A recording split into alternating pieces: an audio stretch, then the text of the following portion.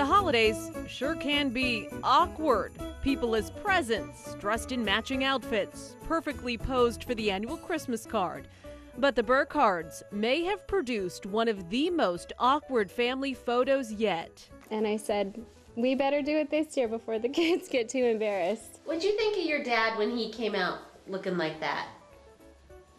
Funny. The Burkhards send out a silly card every Christmas, but this one got such a laugh, Kristen entered a contest at awkwardfamilyphotos.com. And I called it Christmas Pajamas, and when they posted our picture, the caption had been changed to White Christmas, which kind of offended my husband, and I told him, well, there's a whole lot of white in that picture. I'm assuming they're speaking of my beautiful pigment. If that chest isn't familiar, that's Scott Burkhard, away on business and talking to us via Skype. Tens of thousands of people have now seen this Brush Prairie father online. Maybe a little too much of him. So let's address the rumor. Is your husband wearing clothing? Well, a good wife never tells, right? Well, I know Kristen wouldn't tell you, but I wouldn't feel comfortable having my kids there without wearing a little bit, you know. So, and not only that, but should one of the kids have shifted during the picture, we didn't want to expose too much to our friends and family. Some commenters think this is creepy, but the photo made it in the top 10. And we have 17,000 votes. That puts them second, but well above Oh, wow. the competition. Does that someone have a Santa hat on? It does. The #1 photo right now? Not exactly original, if you ask me. If you're going for laughs, again, what's funnier, a 8-year-old giving the bird or a grown man naked? On the corner of Portland's busy East Burnside intersection, at first glance, this looks like just a woman working. Do you know what she's doing in there? No, we've wondered. Kristen Noreen's entire life is on display inside of this glass gallery. She's eating, sleeping, and projecting everything she is doing on the internet on a big screen. I told my daughter, I said, she's got everything up there. That's kind of dumb to be having all your information up on the wall like that. It's called the Public Isolation Project. The goal is to get people talking about the lack of privacy on the internet. And for 30 days, she will only be communicating through digital technology for everyone to see. Which made getting her attention, at first, Going on 2 minutes. a bit tough. There we go. Finally, she saw our email, but the wait between messages is a bit awkward, so we start chatting live time on Facebook. For 6 minutes, me on the street looking in, her with her back to me inside, we type furiously. Eventually, I crack open my laptop so we can Skype. Hi. Hi. Yay! We're just a few feet apart, separated by glass, talking through technology.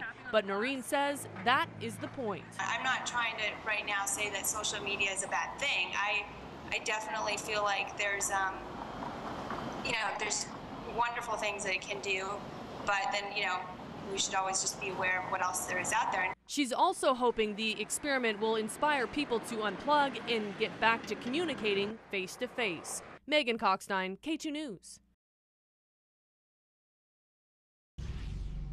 Only I can live forever. The long-awaited first part of the epic series finale, Harry Potter and the Deathly Hallows, is finally here. When better to release Harry's darkest movie to date than a stormy, moonlit night? They say I'm a bad boy. Listening to Wizard Rock, these die-hard Harry fans waited in line with wands in hand and capes flowing off their backs. They talked about the beginning of the end to a journey that shaped their lives. I've been reading the book since I was 7, and I'm 17 now, so it's like over half of my life has been spent reading Harry Potter, and now it's like the second to last opportunity to get to really experience it. I've always wanted to immerse myself in like a fantasy world, so I'm very drawn to that type of story. So after years of being dedicated fans, it was easy to pass a few hours putting what they've learned to use. Where everybody thinks I'm cool. And even teaching me, a muggle, Cruciato? Yeah. It's Crucio. About the wizard way. There's Petrificus Totalis, the full body bind, which pretty much just petrifies you. And then the vanishing spell is Evanesco. It became a museum in 1997. The Rice Northwest Museum of Rocks and Minerals is home to all sorts of gems. And this is the master gallery. And even gold. Probably would go for the gold.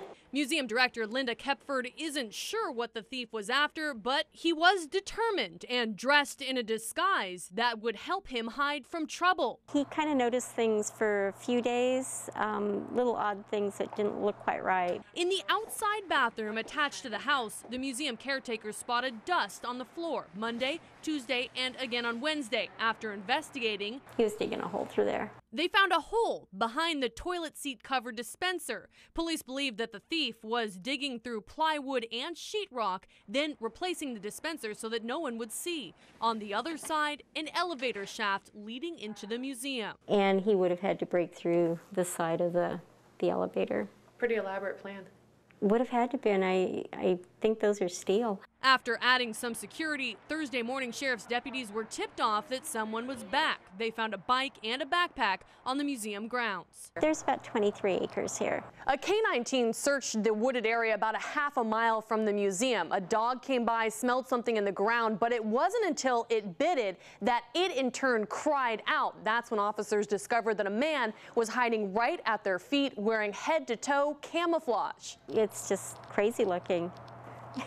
Very odd looking. 36-year-old Gregory Lyskos was arrested, but police say nothing was stolen from the museum.